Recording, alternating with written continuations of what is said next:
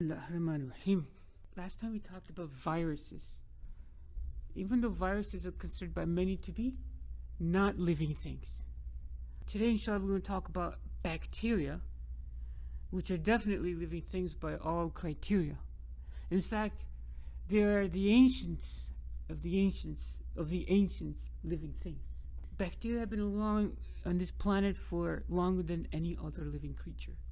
And as you recall, among the 6 kingdoms, 2 of them are dedicated to bacteria. The archaebacteria, archae meaning old, archaic. Meaning true bacteria. Archaebacteria and eubacteria. These are the 2 kingdoms. And they are the only kingdoms that are prokaryotes, correct? Yes? Yes? Yes. They are the only kingdoms that are prokaryotes. And what's the defining feature of a prokaryote versus eukaryote? What's the distinguishing feature between a prokaryote and eukaryote? The distinguishing feature of a eukaryote is that they have membrane-bound organelles. Now this picture that you see over here is kind of like, if you don't know this, it's like not knowing what South America is. You understand? You gotta know this. Basic stuff. So they are the only 2 prokaryotic kingdoms. So if you want to give an example of a prokaryote, you turn to bacteria. So we're going to talk about archaebacteria. Archaebacteria, they are extremists, right? They live in extreme environments and aerobic. You know, people who do aerobic exercises, oxygen required. Aerobic exercises, they make you huff and puff. Anaerobic means without requiring oxygen. So these are bacteria that do not require oxygen. That should make sense to you, that the archaebacteria do not require oxygen. When Earth formed, it did not have oxygen. In the early life of Earth, there was no oxygen. Oxygen was a byproduct of photosynthesis. And plants were not the first photosynthetic living things, bacteria. So the living things that formed in the early Earth did not require oxygen, like these. So, in fact, they don't require oxygen. Some of them hate oxygen. Kingdom archaebacteria, they're anaerobic, not requiring oxygen. For example, like these, this is a deep marsh. 2 types of not requiring oxygen. Requiring oxygen, not requiring oxygen, right? So we are requiring oxygen, so we would be in the oxygen requiring line.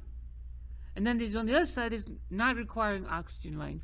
So these bacteria will go in the not requiring oxygen line. Yes? And then this not requiring oxygen line divides into 2. In other words, there are 2 types of bacteria when it comes to oxygen requirements. One is that they don't need it, but they're cool with it. It means they can live in oxygen environments. And then there are bacteria that don't need oxygen and they hate oxygen. Oxygen is like poison for them. Do you understand? There's a difference, right? Those are 2 types of anaerobic bacteria. 2 types of anaerobic bacteria. Among the archaebacteria, there are 2 types, we call them. The methane producing. They make methane gas, like in marshes. And they're in digestive tracts of some mammals, like cows. Sewage disposal plants. Sewage disposal plants, because there's a lot of anaerobic environment there. The first type of this is the methane producing. The second type of these bacteria they live in extremely salty waters, like the Great Salt Lake in the Utah and the Dead Sea. Like this is a salt lake. Salt lakes, like this, see, there's too much salt in it, so that salt precipitates. The water settles on the rocks and the water evaporates, leaving behind the salt. Does that make sense? These lakes, the reason they form is that these lakes have inlets but no outlets. It's like there's entry but no exit from these lakes. The salt that enters, rivers have some salt in it, right? No, seawater is very salty, but rivers have some salt. It's not like they're devoid of salt, right? The rivers bring in some salt with them. But there's no exit. But as the water comes and evaporates, it gets saltier and saltier and saltier. You follow? So over time, it becomes very salty. So it's called a terminal lake. Terminal end, right? Terminal end. and lake. There's no outlet. So they become very salty. In fact, if you go fishing here, you catch a lot of saltwater fish type stuff, right? No. There's no fish. It's too salty for fish. They can't live there. So it's an extreme environment. But that's where you'll find these type of bacteria. We talked about this also. Hot, acidic, sulfur spring, like deep underwater currents. Remember we talked about this, right? Like this. Like that's underwater. Ocean floor. The idea of the archaebacteria is that they live in extreme environments. The first, the methane-producing ones, they don't like oxygen. And then there's those that live in extremely salty waters. And finally, they live in acidic environments, like sulfur spring waters, like you see here. The next kingdom, the eubacteria. These, as I said, are more ubiquitous. They're found everywhere, basically. How about the North Pole, the Arctic? You find them there? What do you think? Yeah, who's doing the digestion in the polar bear? The polar bear has a colon, right? Okay, who's sitting inside the colon, you think? If the polar bear survives, bacteria is going to survive. Of course, right? So, everywhere. Obligate anaerobes. That's the variety that cannot have oxygen around. Do you understand? That means they have to have zero oxygen around. But there are anaerobes that are cool with some oxygen around. It's not that. You follow? Do you understand? Kingdom eubacteria. Next, kingdom eubacteria. These are heterotrophs, meaning that either they're parasites when they feed off of others, or they're saprophytes. They feed on dead organisms or organic wastes.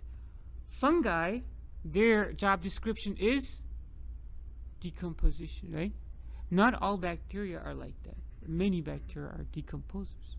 They're one of the most important decomposers, right? Okay. And then there are photosynthetic bacteria. So among the eubacteria, they make their own food, and there's some heterotrophs.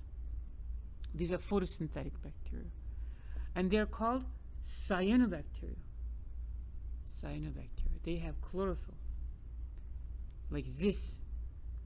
They're called blue-green algae. That's like a common name. But that probably should not, we won't call it blue-green algae, except we say cyanobacteria are called blue-green algae, because algae are protist. We will study protist again. There's a category of protists called algae. These are the photosynthetic protists. But cyanobacteria are photosynthetic bacteria. I think they would be insulted if you call cyanobacteria, which is a bacteria, and algae, which is a protist, because they've been around longer. Yes? If you ever meet a cyanobacteria, I would encourage you to say, hello, Mr. Cyanobacteria.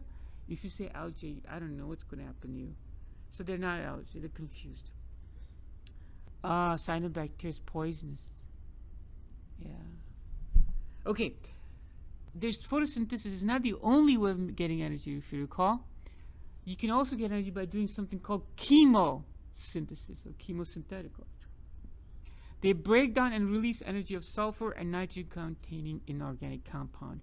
Chemosynthesis. You know, did you walk here today to school? No. Did you? Did you? Did you? Did you walk to school? No. Did you? Did you? Did you? You all did chemosynthesis then.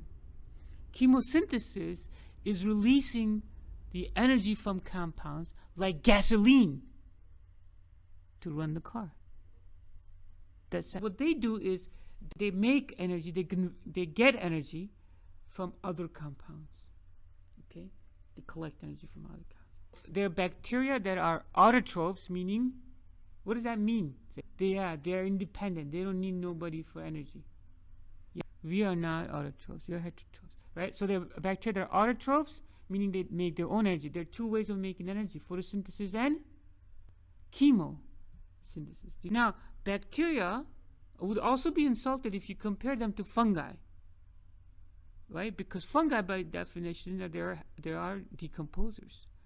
But bacteria have been decomposing for a very long time before fungi came around. Do you understand that? So, this is really important. They do something called nitrogen fixation. Nitrogen fixation. Okay, let me tell you why you need nitrogen. Okay. You get muscle, right? So you're doing that 30 pounders, and right? See muscle, you get muscle big, right? Muscle is made of protein, right? Proteins are made of amino acids, right? Every amino acid has nitrogen in it. Every amino acid. So you go pumping iron, right? Making muscle, you need amino acid. Amino acid has nitrogen in it. Now, plants bow down to bacteria. Because if it weren't for bacteria, there would be no plants. If it weren't for bacteria, there would be no plants. So plants are so awesome. Like if there were no plants, there'd be no life on Earth, right? You say that because sunlight comes and plant goes. If it weren't for bacteria, there would be no plants. Because plants, just like us, they have a weakness. All right? Their weakness is the following. See, there's nitrogen. Much of the air is nitrogen. If you grab air, 70% nitrogen, okay? Nitrogen. Much of the air surrounding us is nitrogen. But we can't use it to make those amino acids. We can't use it. Every single one of those amino acids has nitrogen, but we can't use it. You can't pick and make our own amino acids. Now, plants can do that, right? Wrong. I just said they can't. They're dependent on. You follow? No, they can't use it either. Bacteria, you know what they have to do? Bacteria take the nitrogen from the air. Look at this diagram over here. See this? Where's it coming from, nitrogen? The air. They take the nitrogen from the air and they Lego it, they play with it like Lego, and they change it in a form that plants and other living things can use to make the amino acids. Plants can't do this. So we say life cannot exist on Earth without plants. True, false? True. Plants cannot exist without bacteria. True, false? You bet it is. So who are the real heroes, so to speak? The bacteria. So if in this process of taking nitrogen from the air and changing it into forms that are absorbable, that are usable, is called nitrogen fixation, because you're fixing it. Nitrogen fixation. Let me tell you something. This, what I've just taught you, is beautiful in my mind. I mean, it shows you, it gives you a picture of the world like you did not know before. It's very beautiful. It's how all things are related, right? Now, let me tell you one more thing. So you go to Home Depot, Menards, you get this bags, soil, it has nitrogen stuff in it, right? It makes the plant grow. Miracle Grow. It has stuff that the plant needs to grow. Now, you take that, right? The Miracle Grow, right? You sprinkle it on the plant. You go, hook, every leaf gets one, little flower gets one. You sprinkle it on plant? No! You put it in the soil. Because once the bacteria fix the nitrogen, it is absorbed from the roots. It is absorbed from the roots. You see? Not the air. There's plenty of nitrogen in the air, but it's useless to us and to plants. Plants are able to take carbon dioxide from the air, but not nitrogen. So this is extremely important. This process of converting nitrogen from the air into chemical compounds that are usable to living things is called nitrogen fixation. All right. So what do? They take nitrogen and fix into ammonia. So we talked about kingdom archaebacteria, which are anaerobic. They're anaerobic. They don't like oxygen. Some of them hate it. And these are the methane producing, those that live in very extremely salty environments, and those that live in acidic environments like ocean floor. And then we talked about eubacteria. They can be heterotrophs or autotrophs. Heterotrophs are like parasites. They feed off others, and they can be saprophys, meaning they feed out of dead organisms or organic waste. And they can be photosynthetic bacteria, such as the cyanobacteria, and you would not want to insult them calling blue-green algae, because they're not really algae. Algae are protists. So, and then if you ever see a protist, you don't want to call them cyanobacteria either, because they might be insulted because they think they're higher up on the totem pole in the evolutionary line. You know what I'm saying? Okay. Just be careful. Know your bacteria from your protists. Now, so there are photosynthetic autotrophs like cyanobacteria, and then there's a synthetic autotrophs. That's it. That's our survey of the bacterial kingdoms. Until next time, assalatu wassalamu ala rasulillah wa ala alihi.